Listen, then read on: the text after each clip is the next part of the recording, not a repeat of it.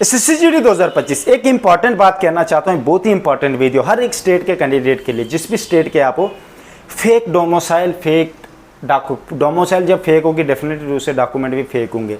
बहुत सारे कैंडिडेट क्या करते हैं, आपकी स्टेट में घुसने की कोशिश करते हैं। मोस्टली वेस्ट बंगाल, कर्नाटका और असम में तो चलो असम के लड़के अलग होते हैं, शक्ल से गोरे गोरे होते हैं, तो दूसरी स्टेट के कैंडिडेट कोई आ नहीं सकते। जम्मू कश्मीर के तो आएंगे नहीं, बाकी दूसरे स्टेट के आएंगे तो एकदम से पहचान लेते हैं उनको कि तो भाई असम के है भी खतरनाक। मैं उनको यही सपोर्ट करूंगा भाई, बिल्कुल भी किसी की बाहर की स्टेट को मत आने देना, किसी भी सूरत में। लड़ाई कर लेना, कुछ भी कर लेना, आपको कोई कुछ नहीं कर सकता भाई, ठीक है भाई।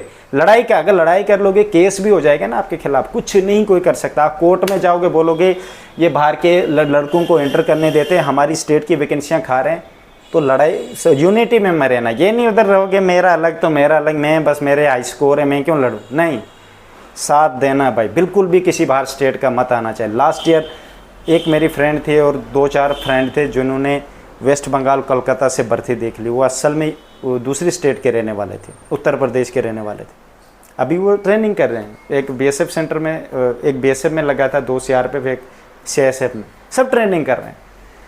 तो भाई इस बात का ज़रूर ध्यान रखना। उनको तो मैंने बोला भी था कि ऐसा, क्योंकि मतलब फाइनल में मिले थे वो मुझे, तो इस बात का ज़रूर ध्यान रखना। इस बार लास्ट ईयर 52 कैंडिडेट कोलकाता से उन्होंने फेक डॉक्यूमेंट के बाहर निकाले थे। वो मेरे पास अभी भी PDF पड़ा हुआ, 52 कैंडिडेट।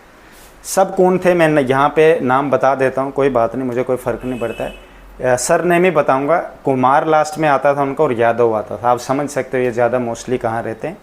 तो ज़रूर ध्यान रखना, जिस भी स्टेट का हाई कट ऑफ जाता है वो कोशिश करते हैं आपकी स्टेट में घुसने का, फेक डॉक्यूमेंट बना के। फेक डॉक्यूमेंट बन जाते हैं। अभी SSC ने रूल रखा हुआ, देखा इस बार क्यों आधार कार्ड का OTR वो सिस्टम रखा है, ताकि कोई भी कैंडिडेट ऐसा पकड़ा जाए उसको बैन कर दिया जाएगा। उसका जो आधार नंबर होता है उसी को बैन कर देंगे कि वो जब भी एंटर का आधार बेसी पे भर्ती होनी है, जब भी आधार डालेगा वो उधर ओपन ही नहीं होगा, रजिस्ट्री नहीं कर सकता SSC-GD में दोबारा। तो इस बात का ध्यान रखना भाई, कोई भी दूसरी स्टेट में घुसने की कोशिश मत करना। कोई भी फेक डॉक्यूमेंट दूसरी स्टेट में घुसने की कोशिश मत करना, आपको बैन कर दिया जाएगा 7 साल के लिए भाई, 5 साल के लिए। तो इस बात का ज़रूरी ध्यान रखना, ठीक है भाई। दूसरी स्टेट में फेक डॉक्यूमेंट, डोमिसाइल, सब चीज़ें फेक बना, डोमिसाइल मार्कशीट आप फेक बनाते हो, डिप्लोमा फेक बनाते हो, आधार कार्ड फेक बनाते हो, हर एक डॉक्यूमेंट आप फेक बनाते हो। और दूसरी स्टेट में ऐसे बहुत सारे कैंडिडेट लग चुके हैं, भर्ती देख चुके हैं और वो ट्रेनिंग पे हैं भाई, फेक डॉक्यूमेंट बना के।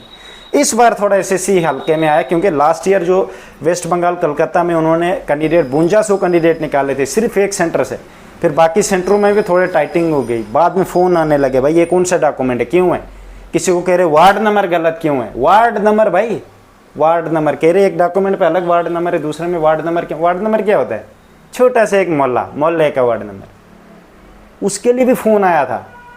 एक लड़की का शायद एड्रेस गलत था, मैच नहीं हो रहा था डॉक्यूमेंट से, उसको कहा था कि ऑर्डर भेज दिया था उसके घर, उसको कहा नहीं आना भाई, चले जाओ।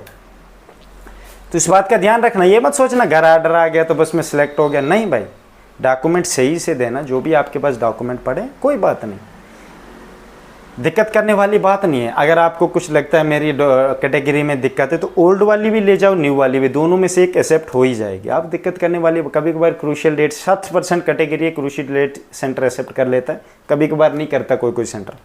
आपको क्रूशियल डेट के बाद की कोई दिक्कत नहीं, 2 ले लेना, एक पुरानी भी न्यू भी, ठीक है भाई, आपको दिक्कत करने की बात नहीं है।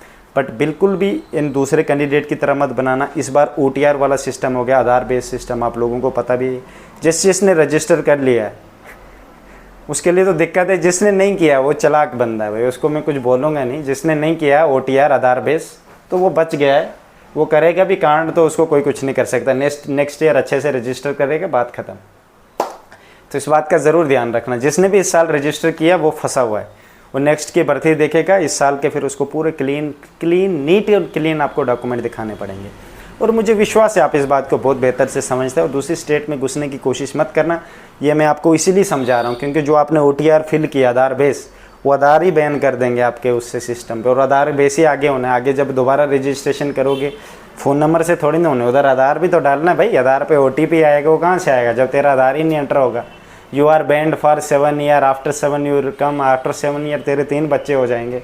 तो इस बात का ज़रूरी ध्यान रखो। मुझे विश्वास है आप बहुत समझदार और इस बात का ज़रूर ध्यान रखें और कड़ी नज़र रखना इस चीज़ पे, गलती मत करना मेरे भाई। इसीलिए मैं इन्फॉर्मेशन देता हूँ आपको, कहता हूँ मेरे YouTube चैनल से जुड़े रहो, आपको इसी चीज़ों का पता लगता जाएगा। ठीक है भाई, मेरी तरफ से बेस्ट ऑफ लक।